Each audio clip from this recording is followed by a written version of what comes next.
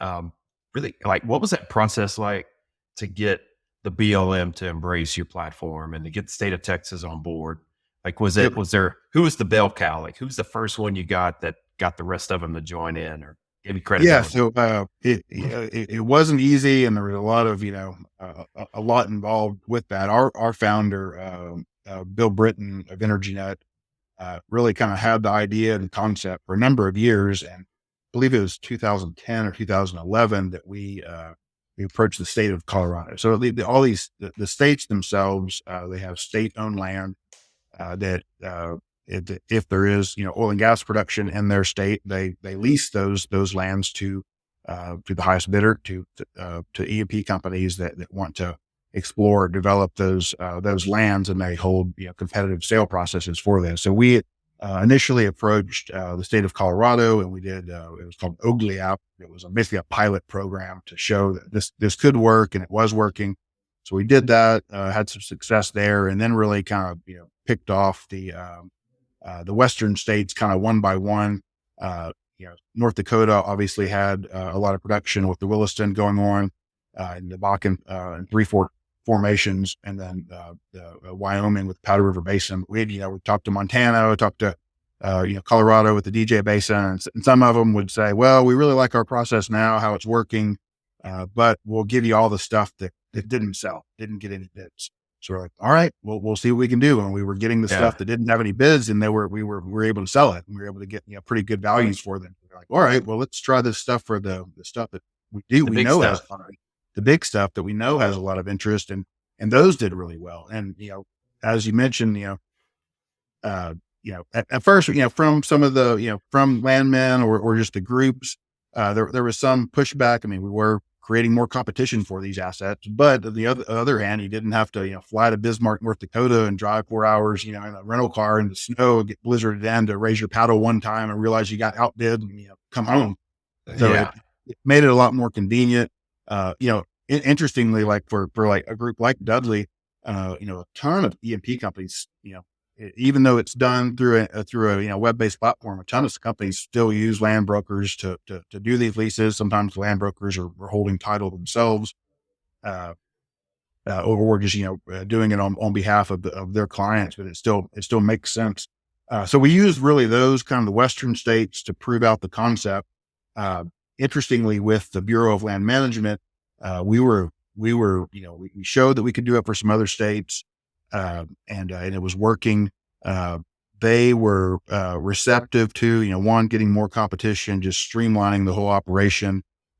We make all the registration and making sure that the buyers are financially capable or have the wherewithal to make the transaction. We make that really easy. We, do all the invoicing, closing, make that portion easier on them. But during that time, when we were kind of knocking on the door and we were making our pitch to try our platform and to use it, they were unfortunately having quite a bit of issues with kind of environmental type protesters that would disrupt their Yeah. lives, their live physical sales. And sometimes it would be just simple, people exercising their First Amendment rights to protest outside. And sometimes people would come in and bid on assets that they never intended to pay for, and it would just kind of ruin the whole sale process. So they're like, well, It became a thing. I mean, it was literally every government sale that we go to in the Western US to represent someone. We'd send somebody 2 days early.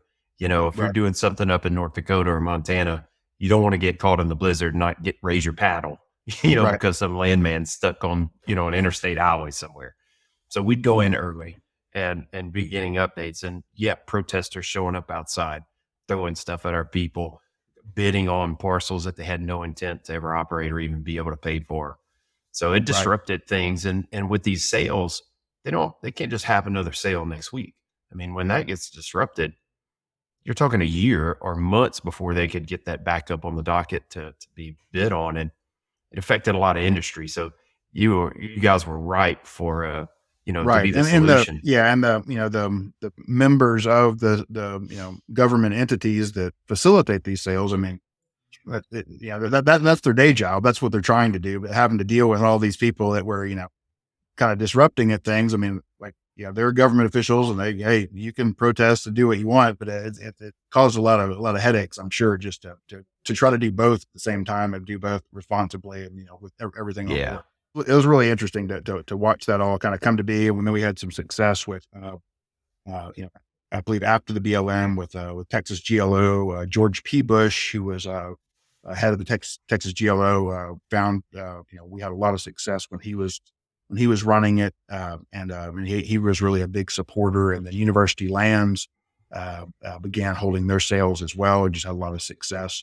And that was at a time where University Lands was trying to kind of revamp their organization to be more Modernize. Yeah. modernized and just like operate like a more like a capitalistic company, not just a government entity performing service. So we felt like they felt like we were adding a lot of value for them, just getting, making sure we got full market exposure and competition for the assets, just streamlining that, reducing some of their costs. Yeah. So my background, I've actually been with EnergyNet since 2002, nearly 21 years, which is a long ride, and lots of ups and downs along the way. I kind of joke that we probably start, or at least Bill Britton was the founder of the company. I came on board shortly afterward, but I mean, the first 10 years were really getting my head kicked in. It was, we were kind of premature. I mean, fortunately, we did what we did when we did it for a long time, and we were getting kind of our head kicked in. Like, we're not, calling on people my father's age at the time. I don't know about this Yeah. online stuff. I'm not giving anybody my credit card. What if I, this and this I'm and not this? giving you. I'm not giving you my email address. Yeah, no, yeah, kind of, yeah, all that stuff. So it was an uphill battle for quite a bit of time. And then it just kind of the technology moved in our way, and it was working, generally. So I've been with EnergyNet for quite some time, but, previous to that, I was just, business finance degree, worked at Enron, where that career path didn't work out for me, for that little fiasco there. But it was good though. It was good to have the Enron experience when I was, 23, not 63. Oh, you had 23-year-old Enron experience. Right. I didn't have any money to lose. So. We might have to detour this thing here, and I might have to get a story. Everybody's got one Enron story. Yeah, definitely. All good stuff. It was definitely a good time back then. But I mean, even kind of watching Enron fall apart, it was at least kind of in the belly of the beast. Watching it happen was definitely entertaining, to say the least. I bet. So I guess especially on the government sale side, like, you've got the major Rockies players. Obviously the Texas. Like, what's the state that is uncooperative that you Oh, haven't been able to get that you guys want to get? like we don't do any state of I know Louisiana one. lease sales. You hadn't greased the right palms, huh?